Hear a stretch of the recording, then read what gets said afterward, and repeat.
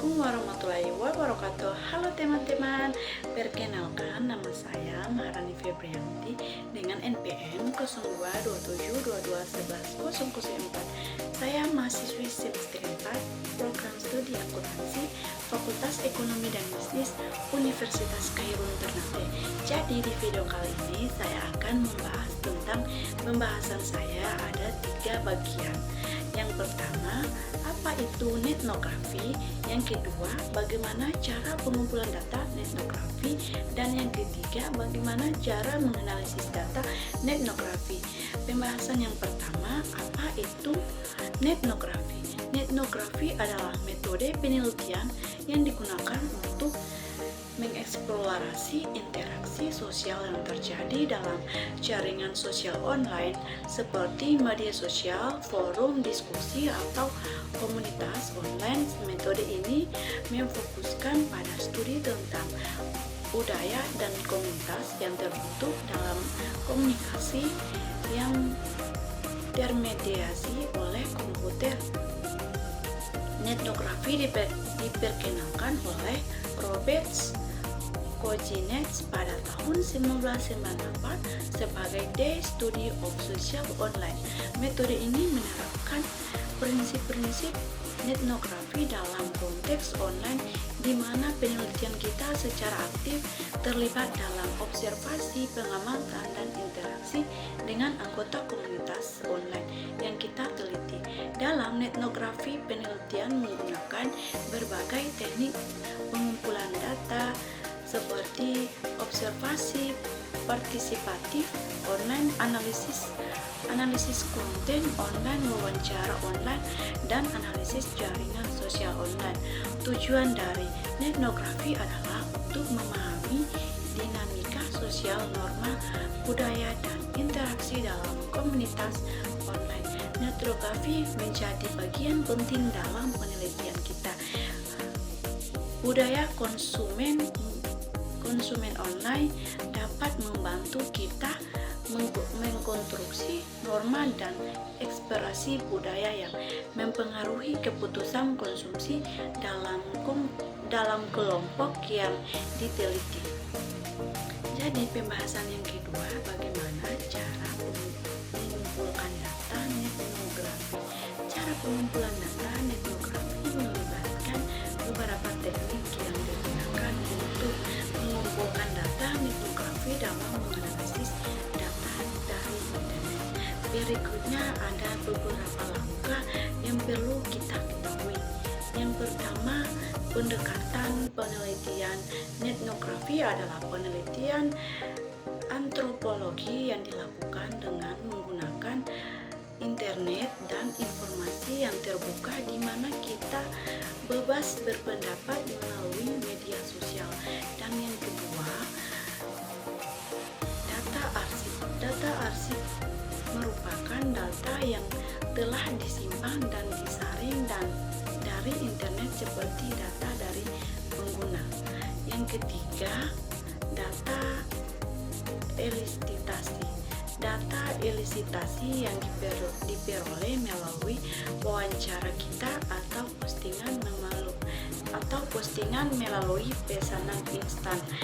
Yang keempat, data lapangan. Data lapangan berisi catatan yang akan kita tulis dari hasil penelitian kita, dari hasil observasi, dan dapat mencakup foto dan screenshot yang akan mendukung semua data primer kita. Yang kelima, pengumpulan data. Pengumpulan data netnografi tidak hanya berarti mengumpulkan data, tetapi juga mengkomunikasi dengan anggota dari suatu budaya atau komunitas kita melalui bentuk yang berbeda seperti diskusi dan wawancara online. Dan yang kelima, interpretasi. Setelah data terkumpul, data kualitatif dianalisis dengan cara reduksi data, penyajian data, dan penarikan dari kesimpulan kita. Dan yang terakhir, keenam, standar etis dan representasi. Etnografi menggunakan komunikasi yang dimediasi komputer atau internet sebagai sumber data, tetapi harus memperhatikan standar etis dan representasi. Dalam pengumpulan data etnografi, penelitian kita harus menggunakan teknik yang sesuai dengan tujuan penelitian dan jenis-jenis data yang kita diinginkan. Kita juga harus memahami bahwa data etnografi kita adalah data kualitatif yang berupa kata, gambar, dan bukan angka, atau memerlukan keterlibatan partisipan, kontak, dan interaksi dengan anggota dari suatu budaya atau komunitas. Pembahasan yang ketiga, bagaimana cara menganalisis data etnografi. Cara menganalisis data etnografi melibatkan beberapa teknik dan langkah yang dapat menggambarkan interaksi sosial yang terjadi dalam jaringan sosial online. Berikutnya ada beberapa langkah untuk menganalisis data etnografi. Yang pertama, pengumpulan data, yaitu data etnografi yang dapat diperoleh melalui berbagai sumber seperti dokumentasi, observasi, dan interaksi dengan pengguna kita. Data yang diperoleh dapat berupa arsip, elastisitas, dan lapangan. Yang kedua, proses noting, yaitu proses noting adalah langkah pertama dalam analisis etnografi data kita, di mana data yang sudah diperoleh akan direfleksikan. Yang ketiga, reduksi data. Reduksi data adalah proses pemilihan, pemisahan, penyederhanaan, pengabstrakan, dan transformasi data yang masih kasar yang muncul melalui pengamatan. Yang keempat, penyajian data, yaitu penyajian data yang dilakukan untuk mempermudah kita dalam menggambar, melihat keseluruhan dari hasil penelitian kita. Data yang disajikan dengan cara mendeskripsikan hasil yang diperoleh dan didukung oleh dokumen serta foto-foto atau yang lainnya. Yang kelima, penyerapan. Kesimpulan atau penarikan kesimpulan adalah melakukan secara terus-menerus selama proses pengumpulan data kita secara berlangsung.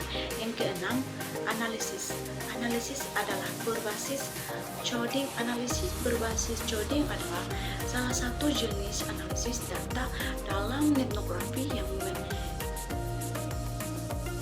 mengklarifikasi data-data ke dalam beberapa kategori yang akan disesuaikan dengan data kita dan konteks dan hasil dan objek penelitian kita. Yang terakhir, menggunakan alat analisis atau alat seperti sentimen analisis dan lain-lain dapat digunakan untuk menganalisis penelitian kita.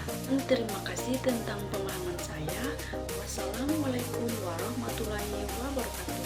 Jangan lupa like, comment, dan subscribe. Bye bye.